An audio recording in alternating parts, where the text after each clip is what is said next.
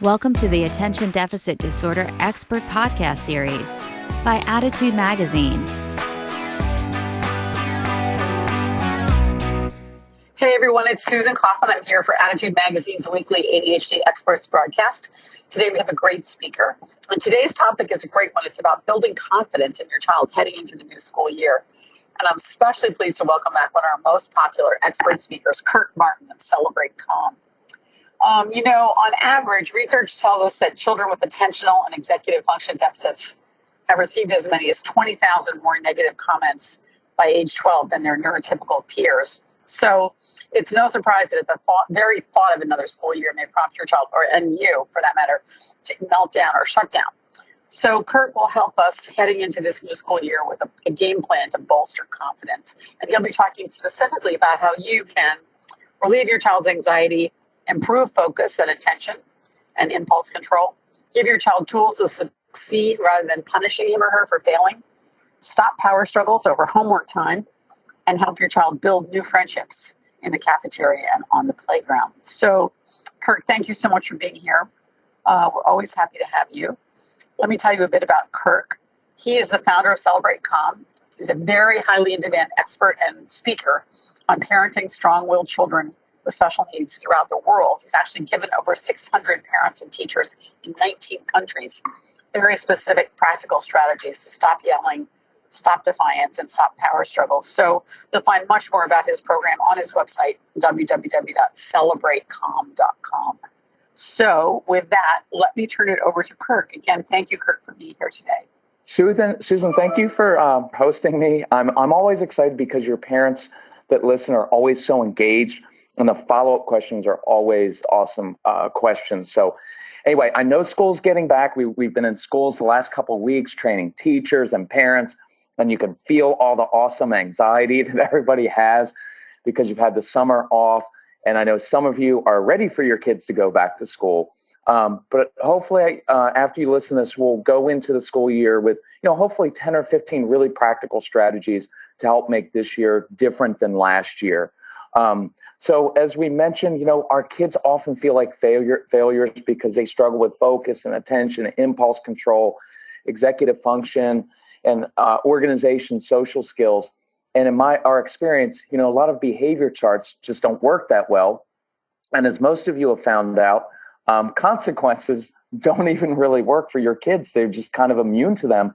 Or after a while, all they've ever experienced is consequences. So they begin to shut down and it kind of crushes their spirit. So let's kind of dig into this. Our two-step strategy for success at school, and I'd say at home also, is one, today we'll get to the root of your child's challenges, right? So instead of just reacting to the outward behavior, I want to understand why they're doing certain things so that we can develop proactive solutions that help them. And then the second thing is giving kids tools to succeed, because I can guarantee is by the time we get into late September, early October, and your kids are starting to struggle a little bit, what happens is everybody starts focusing on consequences. Well, what are we going to take away? What are we going to do? And I'd like us to shift that perspective instead to saying, okay, I know my child struggles with X, Y, and Z. What if we put all of our energy into giving him tools to succeed instead of just waiting for him to fail? And so that's the approach we're going to use today. So the 5 steps, the 5 different areas we're going to focus on are anxiety, attention, focus, and impulse control, creating successes rather than punishing, giving tools to improve homework, we'll get into that, and then accentuating the positive qualities. And I'll mention this here in case I forget. Intensity with your kids is really important. We tend to give intensity to our kids when they do something wrong, right? You hear it in your tone. How many times do I have to tell you, what were you thinking? If you would just focus, it would only take you 45 minutes to do your homework instead of it taking 3 hours. And all of our frustration builds and the intensity comes with the negative. And so if you're taking notes, you and your spouse, or if you're a single mom or single dad, for the first few weeks of school, really make it a point to bring the intensity to the times your kids actually make good choices and do things well. And this is kind of a funny analogy that people will laugh at our live events, but think about it. With many of our kids, we use those red, yellow, and green behavior charts, right? And so the reason I don't like them is because we tend to view our kids like they come home every day. Their entire day is judged by whether they have a red or a green, right? And so what if you at your job every day, at the end of the day, you had to stop by your boss's office and he either gave you a happy face or a sad face.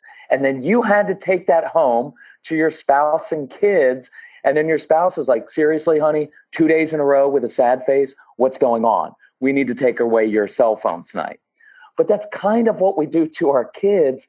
And it's just not fair. And it doesn't work, partly because many of your kids, and I'm kind of just blunt with this, they struggle with impulse control and behavior. And you know this because from the womb, they've kind of been in trouble. And so what happens is they eventually begin to shut down and say, you know what, no matter what I do, it's never good enough. And I can't compare to my siblings.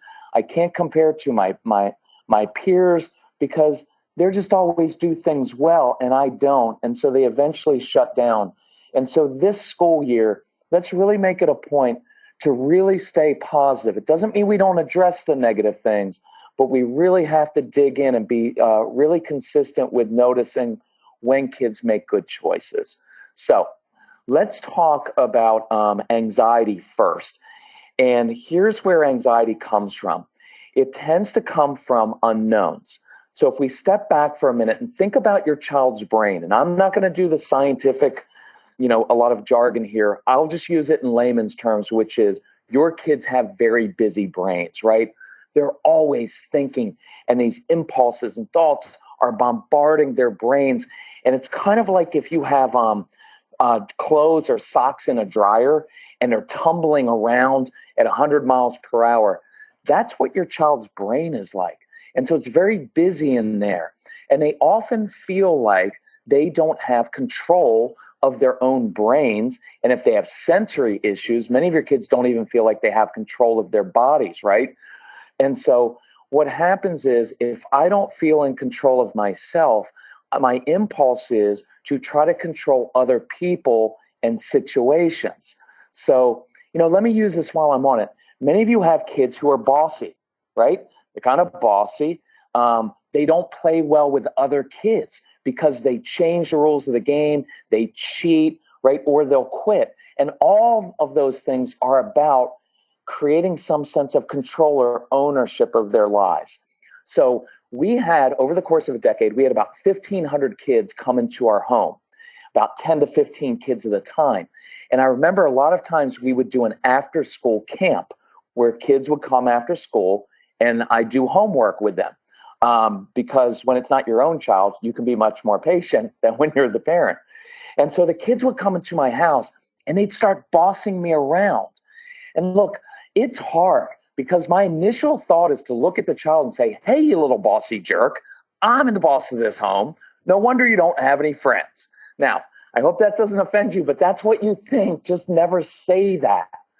So in our curriculum, what we try to do is we try to give kids tools and we try to give kids wisdom into why they're doing what they're doing. And I remember one day, very specifically, this is probably 10 years ago, I looked down at this child and I said, Jacob, I think I know what's going on. You were just at school all day long. Everyone is telling you exactly what to do. It all feels out of your control. In the cafeteria, it's loud. At recess, nobody, it's hard playing with other kids, right? And you come to my house and there's all these kids here and you feel out of control. You feel overwhelmed.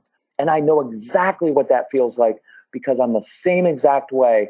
When I get tired, I tend to boss people around. So here's the thing. You don't have to be the boss of me. You don't have to control things. I'm in control. Everything's cool here. But here's what you could do for me. My broom is broken in the basement. So if you could go to the basement and find some duct tape, you could be like MacGyver. And if you could fix that broom for me, man, I'd really appreciate it. And so what I was doing was identifying the root of the issue. It's not that your child is just a bossy little jerk, even if that's what the outward behavior looks like, right? The issue is he's overwhelmed. And when most of us get overwhelmed, we tend to try to control situations and people. So instead of reacting to that, instead I tried to meet the need. He's overwhelmed looking for control. So I don't give him control of my house, but what I gave him ownership or control of was fixing something for me, because I knew he's good at fixing things. And there's a key if you're taking notes, find out what your kids are good at doing. The hard part is they're not always good at doing school, but they're often good at building things, fixing things. They're often very creative, right? And so when I notice that a child is feeling out of control, my go-to plan is to give him a specific job to do something in which he excels, because that builds his confidence and it gives him a sense of control. I hope that makes sense. So let's think about getting your kids to school and getting them on time. So I have a few ideas for you. If the root of the issue is that your child has anxiety, and anxiety is caused by all those unknowns, right? Like, are we having a test today? How am I going to do? What if I'm not good at recess? What if the friends don't play with me? What if I get in trouble today? All the social anxiety, performance test anxiety start to weigh on your kids, and their natural impulse is to say, oh, I'm just not going. I'm not going to school today. And they'll tell you that their stomach hurts because it probably is upset, and they'll try to get out of it. So the single best thing I found to counter the unknowns of anxiety is this. I would go to the school and find a teacher, find an assistant principal, find a custodian. I don't care who it is, a school counselor, and ask that adult to speak to your child and say, oh, Rebecca, I could really use your help. Listen, you're so good at working with computers. You're so good at X. I need some help every morning with this. So I need you to be on time. In fact, if your mom or dad are bringing you to school, if you could come a few minutes early, that would really help me out. So when they wake up in the morning, their thoughts aren't so much on all of the scary unknowns. Their thought goes to, Mom, Dad, remember, Mrs. Henderson needs my help because she says I'm really good at doing X. They're more likely to be held accountable to another adult than they are just to you, right? So a couple other tools for you in the morning. And a big part of our curriculum is about controlling yourself, right? Because your kids will pick up on your attitude. They pick up on your anxiety, right? Because when you wake your kids up for school, you are often riddled with anxiety. What if they don't get up? What if they're late? What if I'm late to work? What's going to happen if they're truant? What happens? And so we walk into that bedroom and we already have all this drama inside our own hearts and heads. So one thing I used to do with my son is I would walk into his bedroom, and I knew there was going to be resistance. I did. But I would sit on his bed, just on the side of it, and I'd start with one of two things. Sometimes I would wake him up with a compliment. Why? Because it just freaked him out, and he wasn't expecting it. He's expecting, Case, come on, you got to get up. Come on, we got school. You got to get dressed. You got to come down. You got to eat something healthy. You got to get your shoes on. You got to get your backpack, pop, pop, pop, pop, pop. And see, all of those things just overwhelm your kids. So I would begin with a compliment, something maybe a little bit different. Sometimes I would compliment him and say, you know what I realized about you, Casey? You're really good at arguing. And I'm not being funny with that. I really mean it, because what it shows me is you have really good critical thinking skills, and you have a strong sense of justice and what's right and wrong. And you're not afraid to speak up for yourself when you think something's wrong. And I appreciate that quality. Now, inside, what I'm really thinking is, I don't like that quality. Please stop arguing so much. But the point is, those qualities that irritate you most about your kids are probably the very qualities that are going to make them successful in life one day, right? And so I want to affirm them and use them in appropriate ways. Now, the other thing that I would do is I would try to connect with my son in the morning. And so One morning I remember going in and I knew he was tired because he didn't sleep well and he stayed up too late. He didn't want to go to school. And I walked in and I said, Case, and at this time he was really into playing guitar and he was discovering blues music. He was a little bit older. And I said, Casey, I found this really cool John Lee Hooker song. It is so cool. Listen, if you get your shower, get dressed, and get downstairs in the next 15 minutes, you and I can fix breakfast together, and we'll listen to this song. So I was drawing him and leading him. And with a strong-willed child, I know you know this already, you can't push and force them. They will just dig in and fight you. So I'm always drawing. I'm always leading them to a calm place. And so find something that you can do in the morning where you can actually bond them. And here's another big principle we really like. You are going to be irritated by a lot of things this school year with your kids, and you're going to get very frustrated. And what I want you to know is when you're getting frustrated over all these different meltdowns, all these different things that are happening, they're actually huge opportunities to turn them into something, a situation which you can actually bond with your child and teach them skills. And that's what I finally started to do right after not doing it the right way. I finally started to realize whenever I ran into resistance, it was an opportunity. And if I would step back and really think about what my child or children needed, and then I could meet those needs and connect with them, I got so much more compliance with them. I'll give you one more in the morning, which is for younger kids, which is doing a treasure hunt. Because kids love treasure hunts. And it may sound like this. Hey, Jacob, listen, I hid your favorite Lego fire engine in the backyard. Bet you can't find it before breakfast is ready. And now what I've done is I have focused that little brain on doing something that's a challenge, which your kids like, and it's something very purposeful and specific. Now, in order to go outside in the backyard, and it could be in the basement, could be in the closet, wherever you want, he's got to get dressed to do that. And so when he gets dressed to go outside, I've got him moving now. That's part of the hard part with these kids is just getting them out of bed to do something. And listen, I do weird stuff with kids. Listen, if he wants to eat outside while he's outside, he finds his fire engine. Now he's just completed a specific task. And now instead of getting on him because he didn't brush his hair, brush his teeth, he didn't wear the right clothes, he didn't do this. Now my first thing I get to say is, dude, how'd you find that so quickly? Man, you're good at problem solving. I love that you're such a good thinker. How did you do that? You know what? Tomorrow morning, why don't we do this?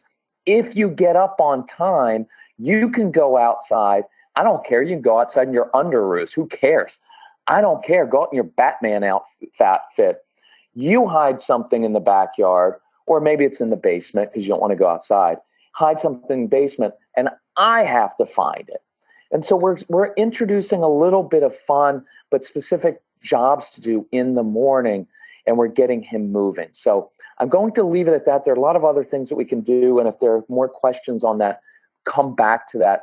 But do remember to talk to teachers and the school about giving your kids jobs to do because it's extremely helpful. Okay, so let's talk tools in the classroom. And this is really topical because I just trained teachers yesterday in Northern Virginia outside of DC, and they love these ideas. So I'm going to go through a few of them here. I know the big thing now is fidget spinners, right? And so everybody's all excited about them and all worked up. Most of the schools where I'm going in to teach are not allowing fidget spinners, and I kind of get that, right? So the idea of the fidget spinner is this.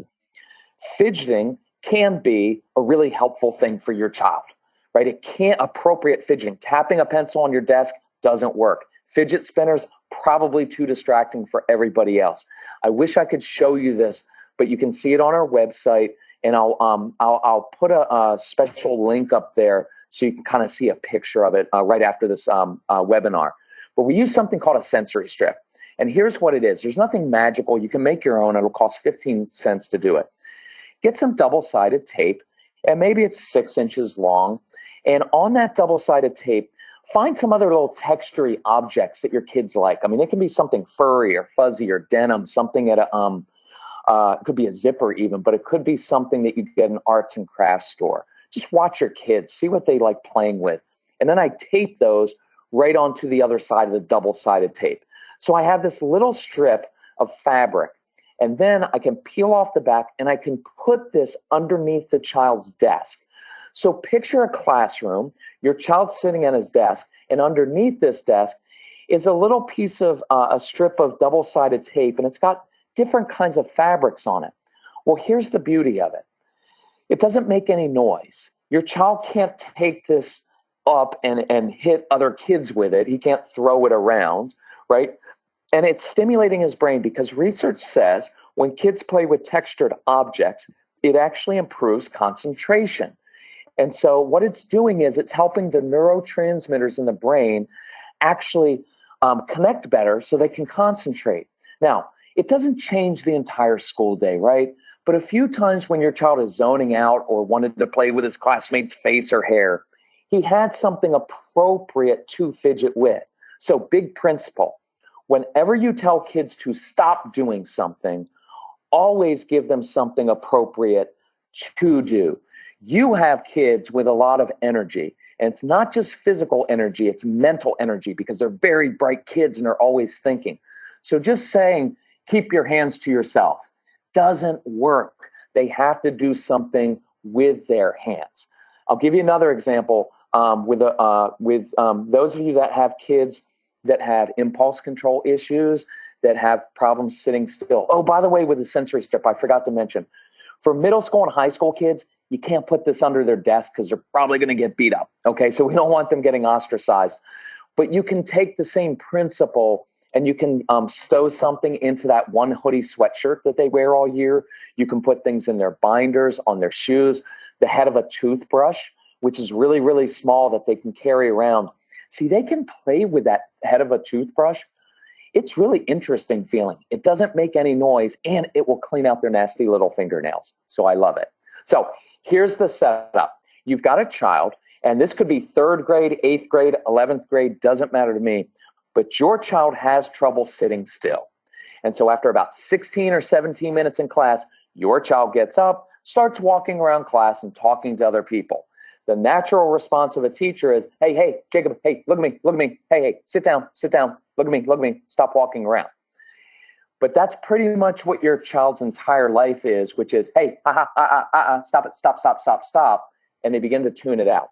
So instead, I want to give him a tool, because just saying, you need to focus better. You need to sit still for an hour. If it were that easy, your kids would do it. They struggle with it.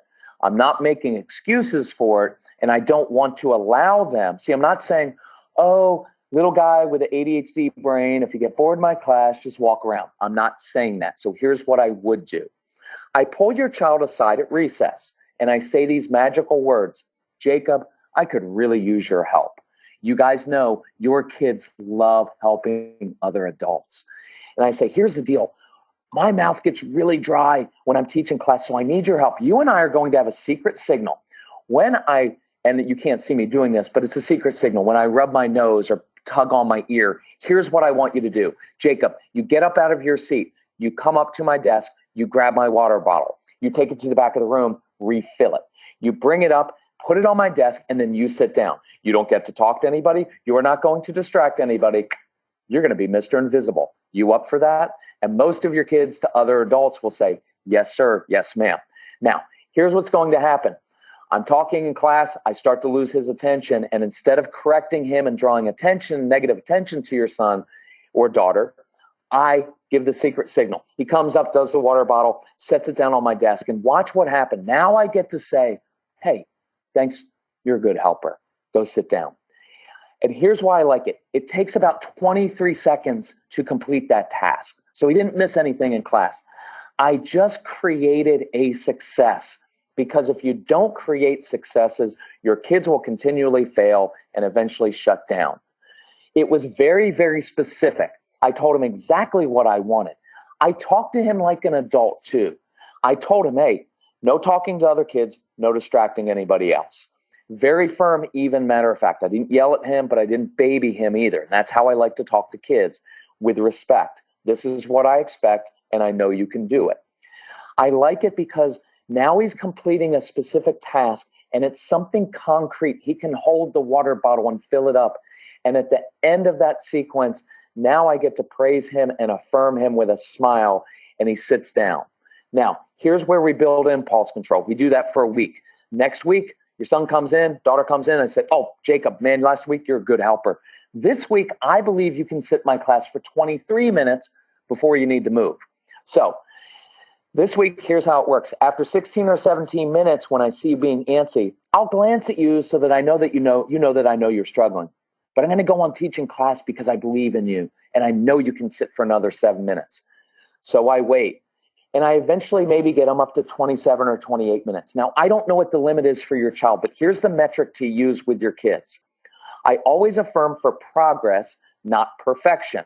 So if you have a child who can only sit for 9 minutes, and I get them up to 11 minutes, and 14 minutes, and 16 minutes in first grade, I've made progress, and I'm good with that. I hope that makes sense. I'm going to give you one other quick idea, and then I've got to kind of move on because I do want to get to questions too. Kids who blurt out, perfect example. Your child blurts out, and he has one of two responses. Hey, stop blurting out. You're being rude. If you keep blurting out, I'm going to take away recess. But what I'd love for us to be able to tell our kids is to give them insight and to say, Jacob, I know why you blurt out. It's because you have this awesome brain that's always moving, and it's filled with all these ideas because you're like a junior Thomas Edison, man, thinking of ideas, and you're so passionate about them. And I wish you were that passionate about what I'm teaching you. You don't say that, but you're thinking it. But look, I love your passion. But Jacob, here's what happens. You get one of your ideas, you get really excited about it, but then you're afraid you're going to forget. And that's when you blurt out. And that's unacceptable in my class. I'm going to stop right here to point out a couple things. In the first example, I said, that's rude. Second example, that's unacceptable. I don't make excuses for it. It's wrong. I don't want you blurting in my class. Watch assigning motives to your child's behavior. When we say you're rude, the behavior is rude, but doesn't mean they meant to be rude, right? Try to watch using phrases like, if you would just apply yourself, because often they are working hard. They're just not getting the results, and it's hard. That will cause kids to shut down. In the second example, I explained to him, you've got this great brain, but the hard part for many of your kids is this. They have very strategic brains. They're good thinkers. That's why they ask why all the time, because they want to know the big picture. But what it means is they often struggle with short-term memory. So your child's sitting in class or talking at home with you, and he doesn't want to forget something. So instead of forgetting, the tool I use is I may say, Jacob, here's the deal. I'm going to give you 3 talk tickets. So imagine he gets these 3 little cardboard tickets I make up. Every time you get that impulse to blurt out in my class, instead, I want you to hold up one of your talk tickets and you can redeem it. And I'll either say, go ahead, redeem your talk ticket, share with me your amazing off-topic idea, because it's always going to be off-topic, or I'm going to say, Zip, I believe you can hold it until after class.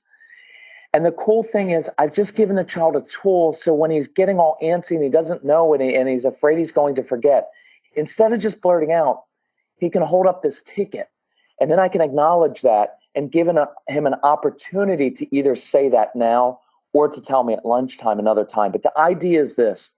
I'm giving tools to succeed. So as you get into the school year and your child starts to struggle, which he or she will, I want the conversation with your spouse and the teachers to go from, what are we going to take away, to what tools can we give him to succeed? Homework. I'm going to do this very quickly, and if you have questions, we'll go through it more during the Q&A time. Be really creative with homework time. I'm going to throw out maybe 8 or 10 different ideas. Do homework. You're going to have to experiment. Let your kids listen to music while they're doing homework. Some kids need to stand at the kitchen counter while they're tapping on a sponge, so it doesn't make noise to bother the sibling, listening to music, eating a snack, because the chewing of a snack while doing homework actually creates rhythm in the brain. It actually helps them concentrate better, and it's also kind of relaxing to them.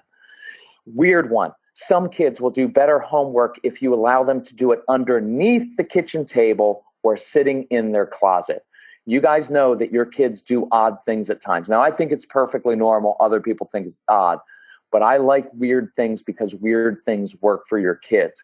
By the way, many kids will do better in the classroom if they can take tests underneath their desk. Yesterday, I asked 45 teachers, will you allow a child to sit under the desk if he asked? And 90% of them said yes. And the other ones, I asked the principal to fire them. I'm kidding, I didn't. But ask for those things. Advocate for your kids. Try doing review vocabulary words while they're jumping on a trampoline, while you're playing catch with a ball. Do homework in different parts of the house. There's lots of research about doing it in different places. At times I do homework outside. I do homework at a coffee shop, in different places. Just experiment with it.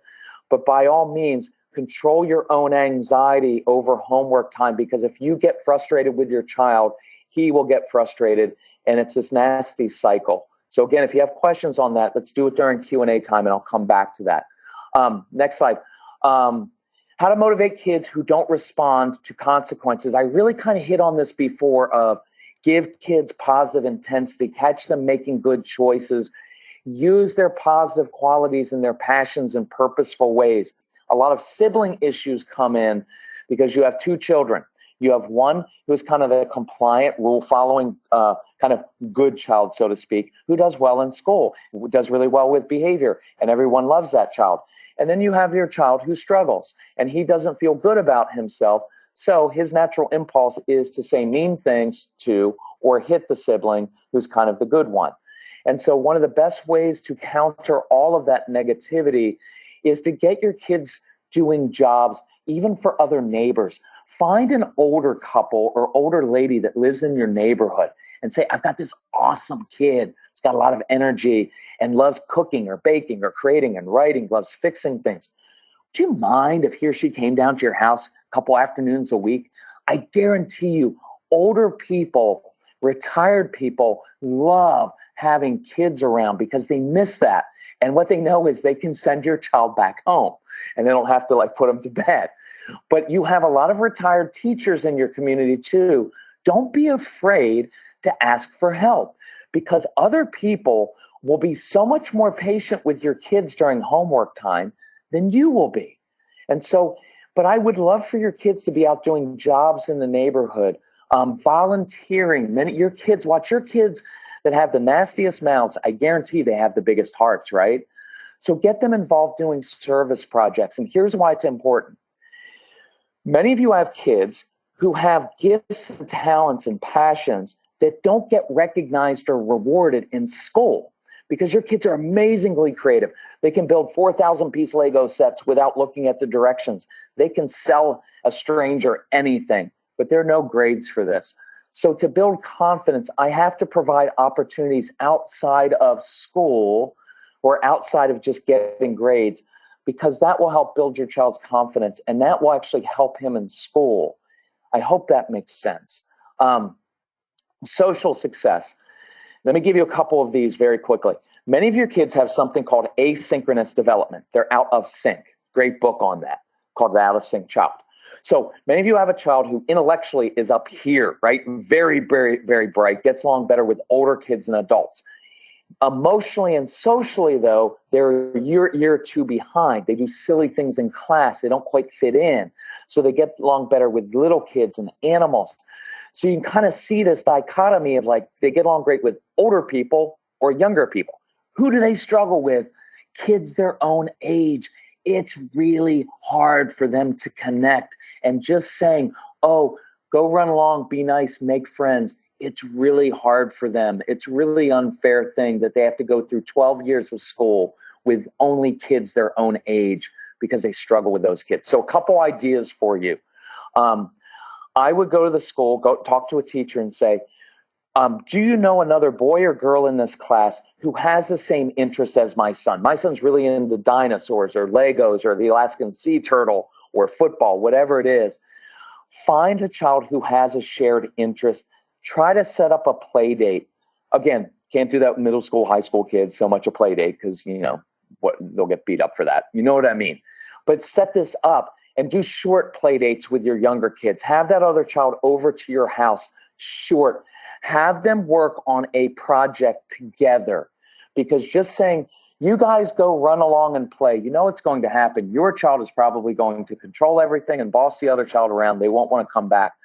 But if you work on a project together that takes advantage of or capitalizes on each child's strengths, now they're working together.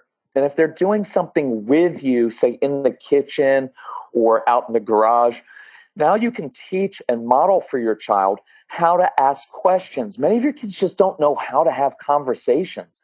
So what happens is they get tense, and so they just start talking about the same thing over and over and over again.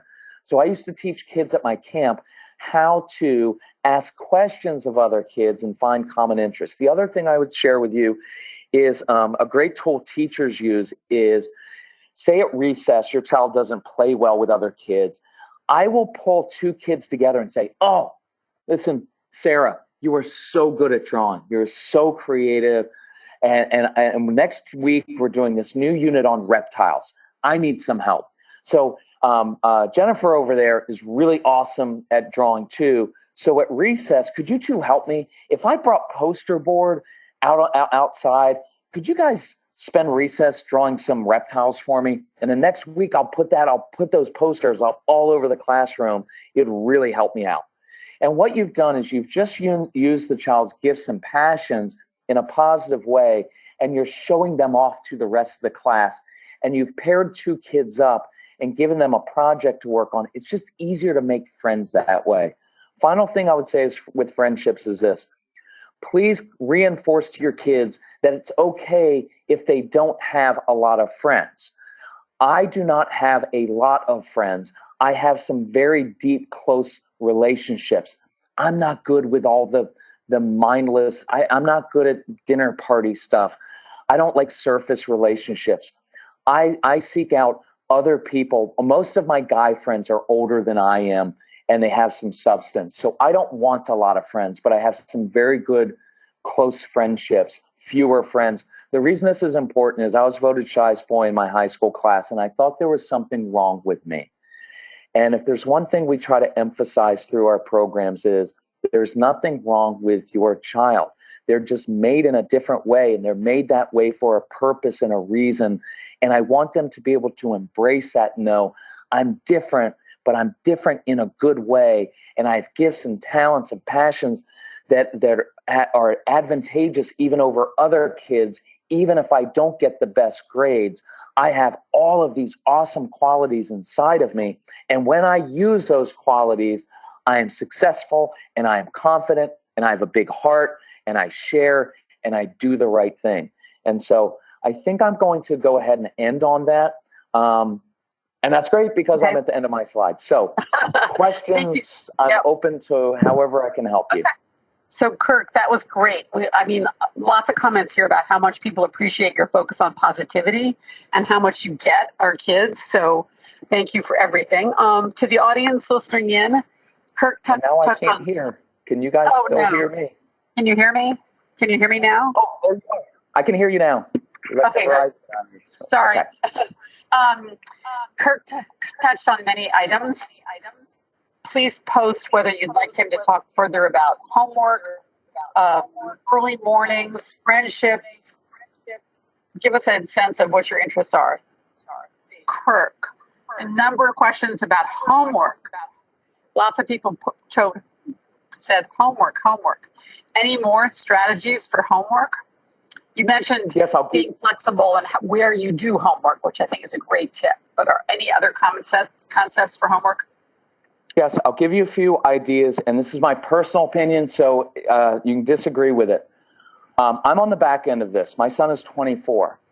I have never had the thought, I wish we would have done homework more often. I wish we would have fought over it more. I will tell you, it is really hard, but you're going to have to be courageous. See, this is at the beginning of the school year. This is what I would encourage you to write down. What are your goals for this year? And here were some of my goals. I want to raise a confident, curious child who loves to learn. See, that sometimes takes me in a different direction than I just want to raise a child who gets good grades and goes to college, right? I wanted a curious child who loved to learn. There were times in elementary school years especially, because as all of you know, if you have middle school children, they will tell you grades don't matter until high school. And if they say that, I want you to look at them and say, you know what? You're really, really smart because you figured that out, and that's true. And I'm glad you're not wasting all of your time worrying about grades right now when it doesn't matter. That's good prioritization. Now, none of you are actually going to say that because you're going to freak out over it. But you should say that to your child because they're smart and they're not wasting their energy right now. But here's what I did with teachers at times, especially when my son was young. I would send a note in and I would say, last night we didn't do homework. Instead, we went outside and we played. Instead, Casey was really interested in a book on X subject, or we watched an educational video. We didn't do homework, but we were learning.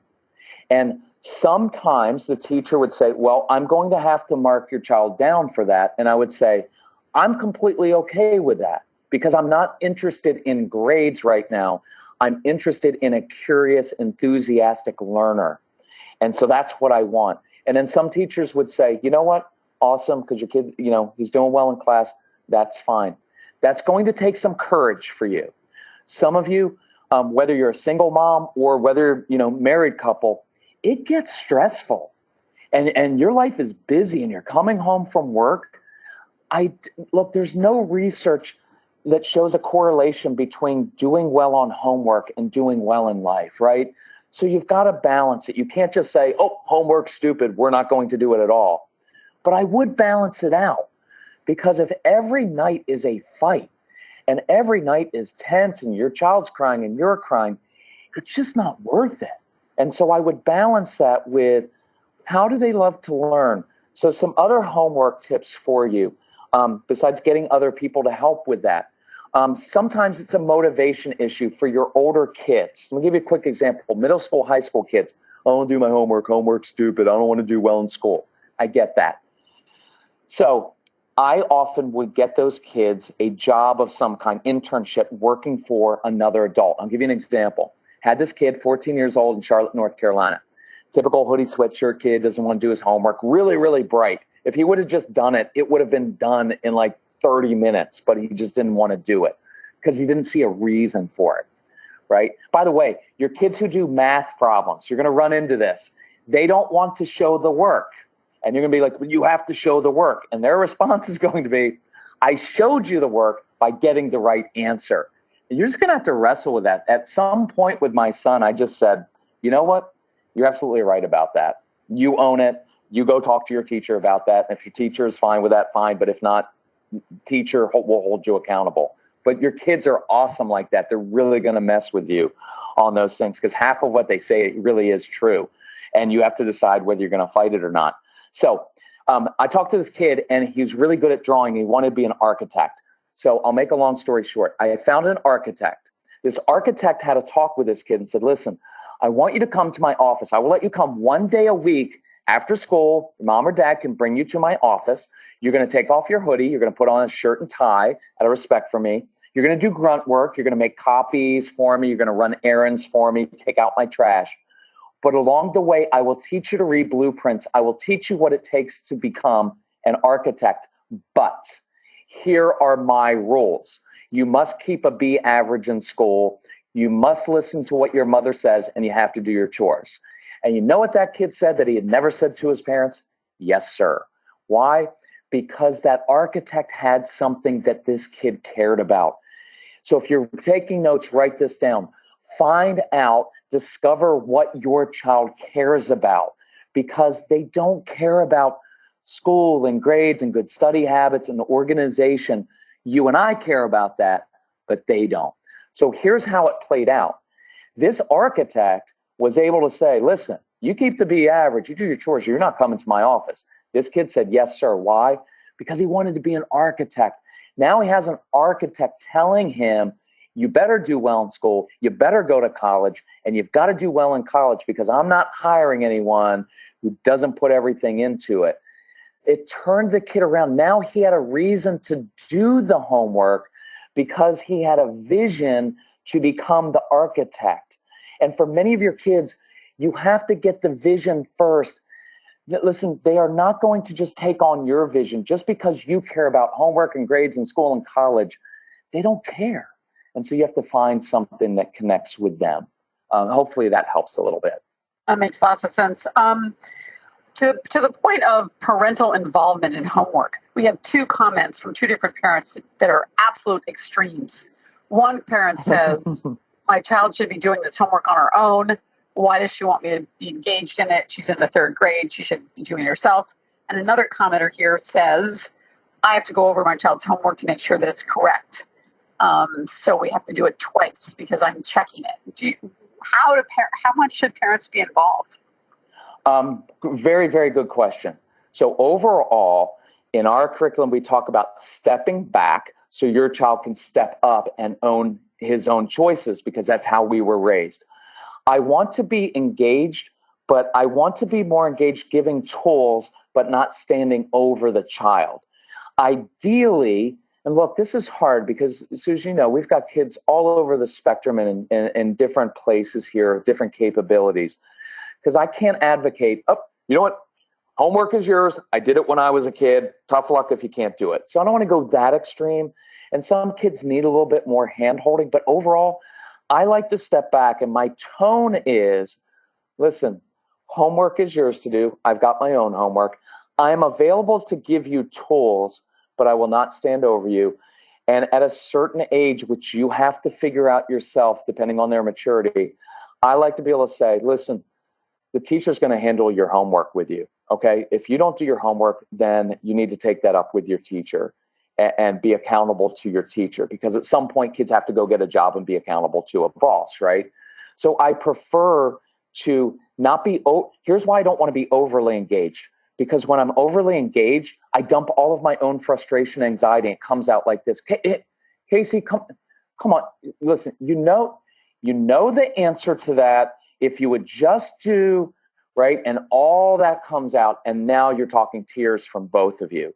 So how I did homework with most of the kids in my house when I did it was, I would start with laying out the big picture and say, you know what you've got to do. I'm going to be working on my own project. I'm going to be fixing a meal for us. If you need help, you come get me. But I was noticing how they did homework best. So I'd have 10 kids in my house. Some kids would be laying underneath a table. I'd have a kid in a closet. It was weird, but it worked. I'd have a kid at the kitchen counter with headphones on, tapping a pencil into a sponge or something soft. And I was kind of watching, so I was available to them, but I wasn't standing over. It reminded me of a mom asked me a couple nights ago, and most of you will get this. When you check your child's work and you point out to them that they messed up, you're going to get tears in World War III. You're stupid. Don't tell me that. They're not going to say, Mother, thank you for caring so much to check my homework. Now that you've pointed that out, I can correct it. That's not how they react. They feel stupid and dumb. So oftentimes what I will do, and this is for just about everything with them, if you want to write this word down, is space.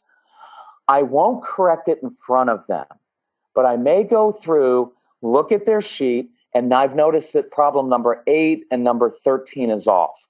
And without a lot of drama, I just say, hey, I circled a couple. When you're ready, which is a great phrase. When you're ready, you may want to look at those two. And if you need some help, just come get me. And then I walk away because it's embarrassing. It would be like your boss coming into your cubicle with a report that you wrote and saying, hey, there are a couple paragraphs here that are really off. So you need to fix those. And while you're fixing them, I'm just going to stand in your cubicle and make sure that you do it the right way.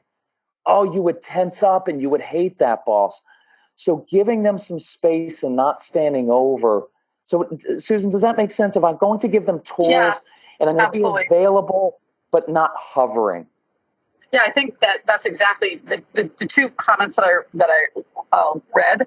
One person is actually sitting and doing the homework with the child, and the other one is checking all the homework. And what you're describing is being available, helping perhaps if they don't understand how to do something, but not actually doing the homework or checking the homework, right? And that's the key. Yeah, and I think I'm going to Here's a phrase parents will like, is it's a respect issue. And this plays into just about every area.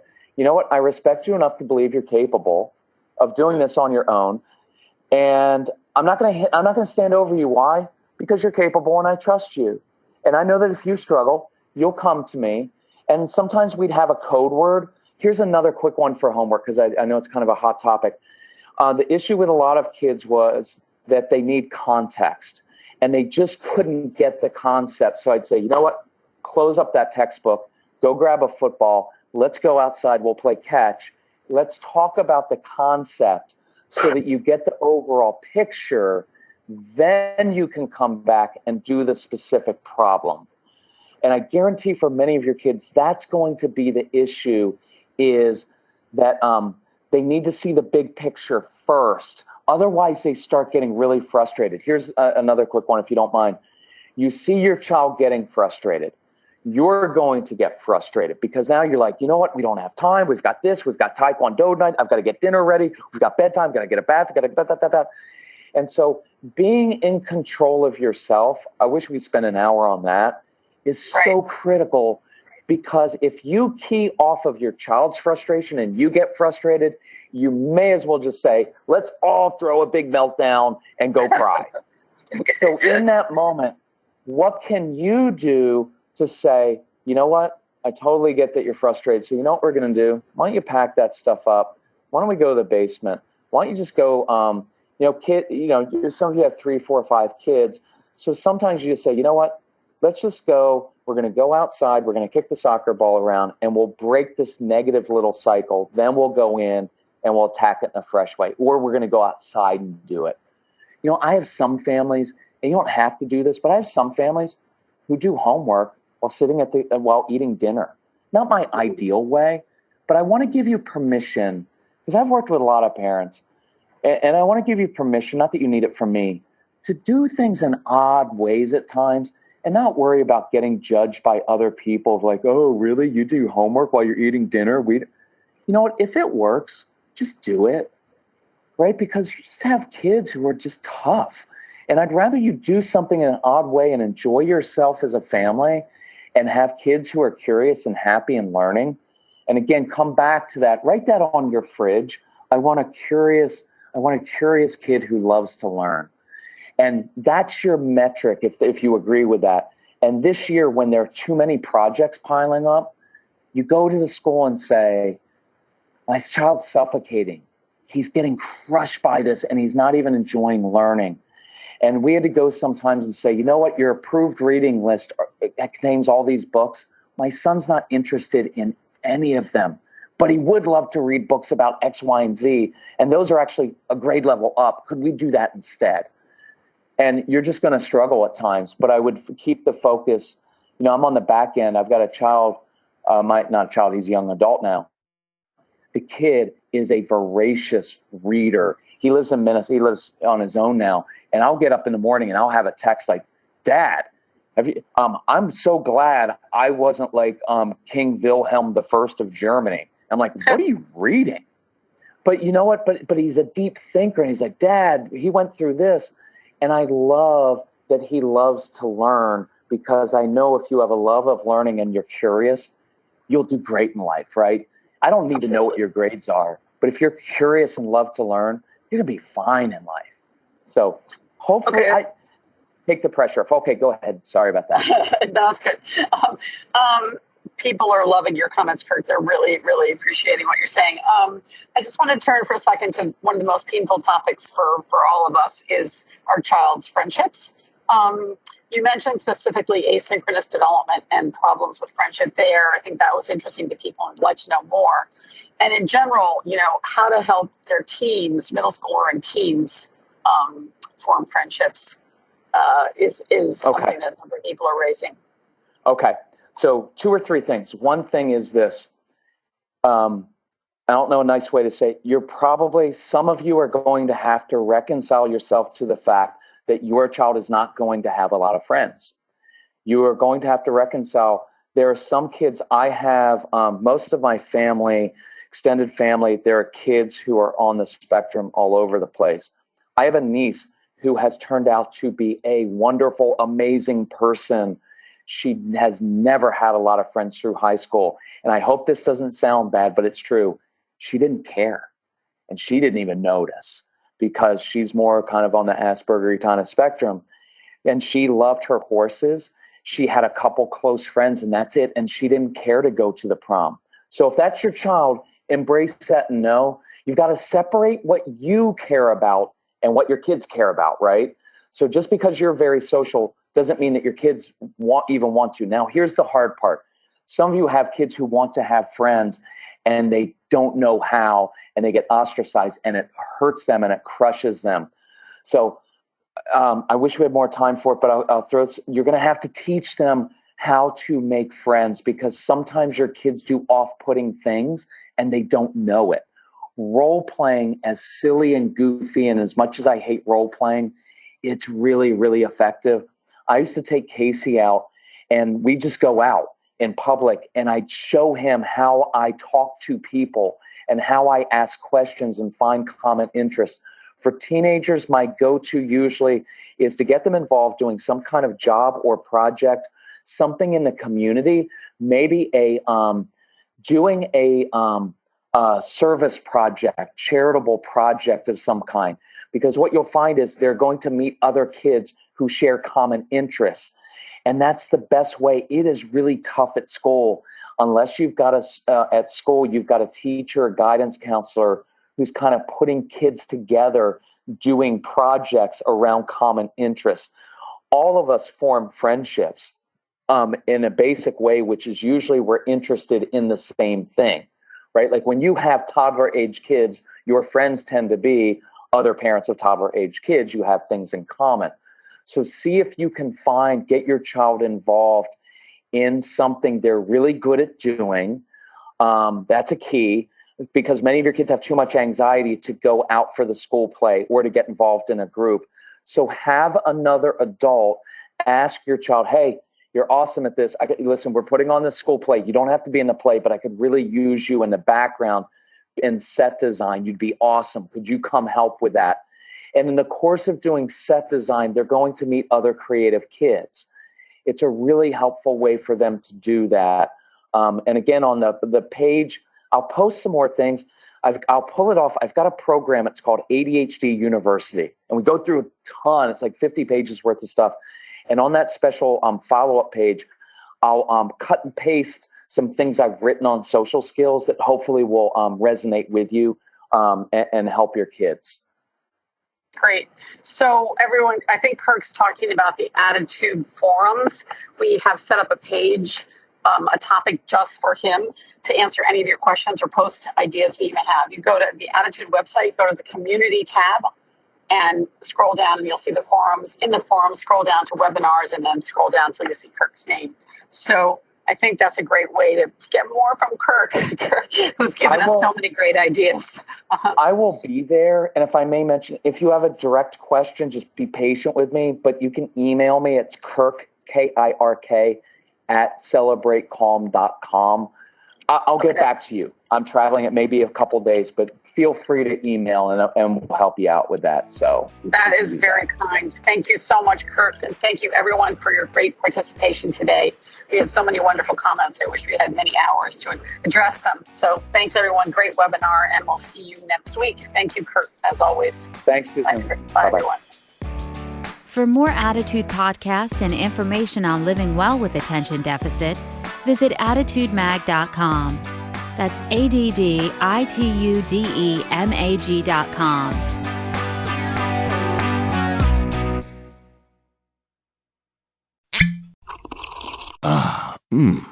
The first taste of rare bourbon you finally got your hands on. That's nice. At Caskers.com, we make this experience easy.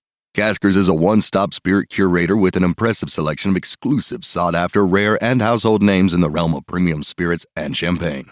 Discover the top flavors of the year now by going to Caskers.com and using code WELCOME10 for $10 off your first purchase. Get $10 off your first purchase with code WELCOME10 at Caskers.com.